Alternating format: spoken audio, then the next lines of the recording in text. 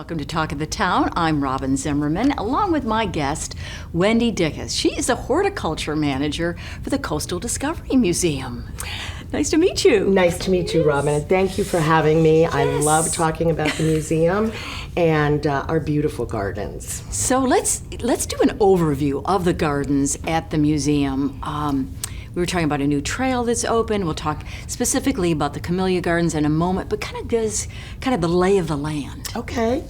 We have really an example of every environment in the Lowcountry, and we have beautiful gardens. So we have the pollinator and butterfly garden, which is both in and around the butterfly enclosure. Mm-hmm. We have a heritage garden. Mm-hmm. And we have a small nursery where we do some propagating.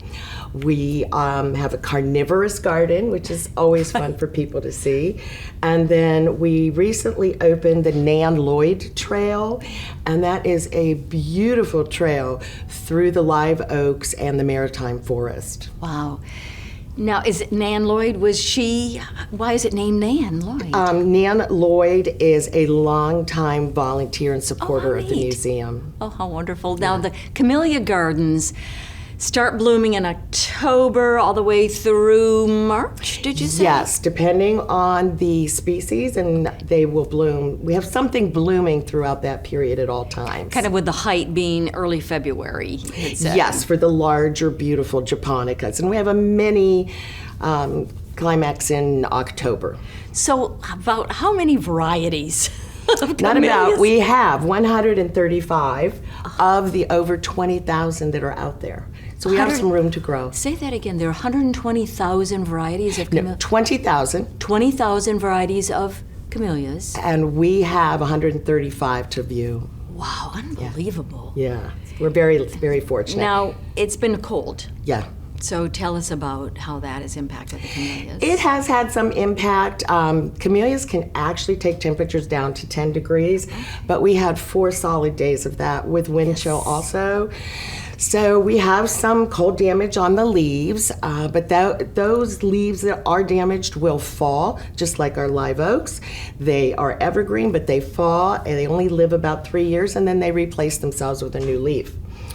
So that will eventually go away, and we're very fortunate. We lost the blooms that were at peak right during that, but we have other ones that have already started to bloom, and we have a lot of buds yet for the upcoming months.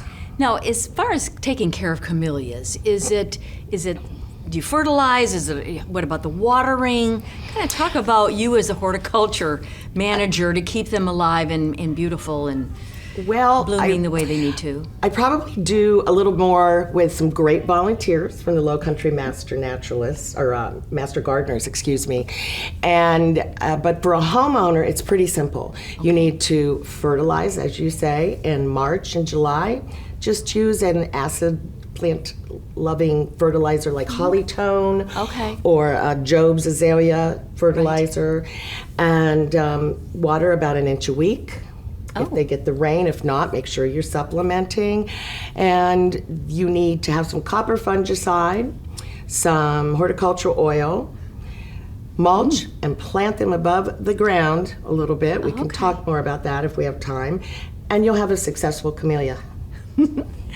Now, your work as the horticulture manager, you said that you've just, ever since you were a child, you have loved gardening. Yes. And you're a master gardener. Yes.